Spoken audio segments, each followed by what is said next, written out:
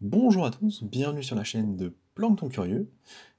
Si vous appréciez le contenu, si vous est utile, n'hésitez pas à liker ou à mettre un commentaire, c'est vraiment très utile pour le référencement. Maintenant que ça c'est dit, je vous propose aujourd'hui de parler de Dash to Trade, de faire un petit suivi parce que on a un peu d'activité sur la courbe. Donc ce que je vous propose, c'est qu'on aille déjà voir un peu sur Twitter si il se passe des choses. Et vous voyez que pas vraiment en fait. On a toujours les listings, ils nous disent qu'il y a des prix à gagner, ça on le savait déjà. Ils mettent un petit peu en avant la bêta de leur service. On ira voir ça 2 secondes, mais je l'avais déjà fait une review dans une précédente vidéo, donc ça va pas être trop l'objectif ici. On va surtout aller voir ce qui se passe sur la courbe. Donc je passe rapidement, moi j'ai déjà un peu regardé le Twitter. Il se passe rien, donc il n'y a pas de news particulière, hein, c'est purement graphique, purement spéculatif du coup. En tout cas, au vu de ce qu'on a ici, donc je vais pas aller plus loin. Leur appli du coup que vous pouvez tester gratuitement, donc n'hésitez pas hein, s'il y a des choses qui vous intéressent. Par exemple, au niveau de certaines informations sur les pre-sales, vous voyez, il y a celles qui sont encore en cours, il y a les montants qui ont été levés, donc je pars du principe que les chiffres sont bons. Alors, ça marche pas très bien par contre, il y a des petits soucis de réactivité, mais c'est fonctionnel, hein, ça se met à jour, si on clique dessus, on a des informations, alors elles sont pas forcément toujours présentes. Je vous avais déjà dit que là le dashcore, moi je suis pas d'accord avec ça. Par exemple la Parallel, la tokenomics, je la trouve beaucoup trop faible, 10%, enfin c'est pas du tout ça pour moi, hein, ça devrait être au moins 30 à 40%. Donc je ne suis pas d'accord sur le dashcore, mais ça vous donne quand même une idée, et surtout il y a un certain nombre d'informations chiffrées qui peuvent servir. Donc éventuellement, ça peut être utile d'aller regarder ce truc-là, cette application, en complément de certaines recherches, ou si vous avez besoin de vous informer rapidos. Bref, maintenant que ça c'est dit, on va aller sur le graphique de Dash to Trade. Donc là, attention, gros warning, tout ce dont je vais parler maintenant ne concerne que moi. C'est purement du gambling, hein, c'est vraiment, on est là pour s'amuser, c'est du casino. On fait mumuse, hein, vraiment, c'est des toutes petites sommes et on ne se met pas en danger avec ça. C'est juste pour s'amuser. Maintenant que ça c'est dit, rapidement la courbe. Le token a été listé là, hein, c'était autour de 0,55 si je dis pas de bêtises. Il a pump, donc là on est sur Gate, donc on n'a pas toutes les infos. Sur d'autres plateformes, notamment sur Lbank, il allait jusqu'à 0,1, donc même 0,12 je crois, donc il a fait x2, voire plus que x2 pour ceux qui ont eu la prévente dans les premiers stages.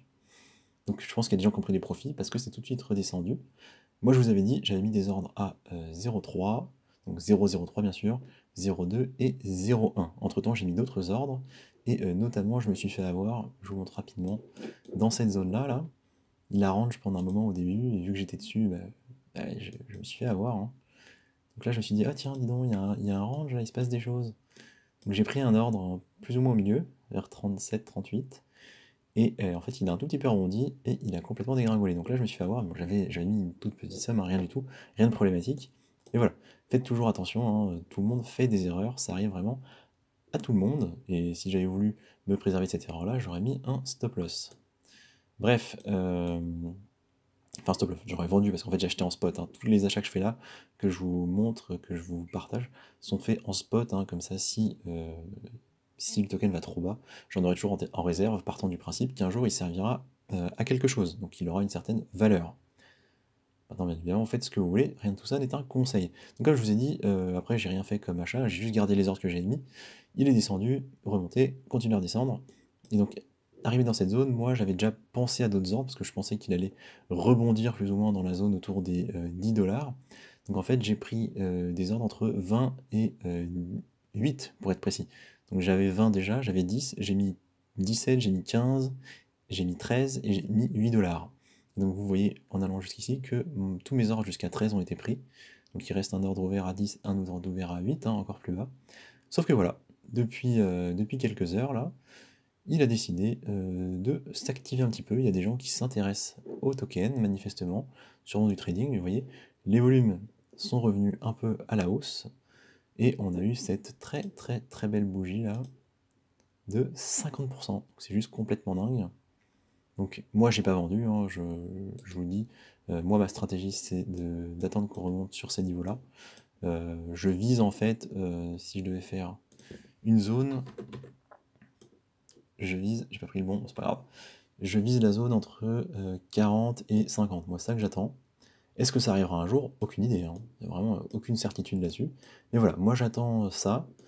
Je ne mettrai pas d'ordre d'achat au-dessus de 20. Donc là, vous voyez, on est à 18.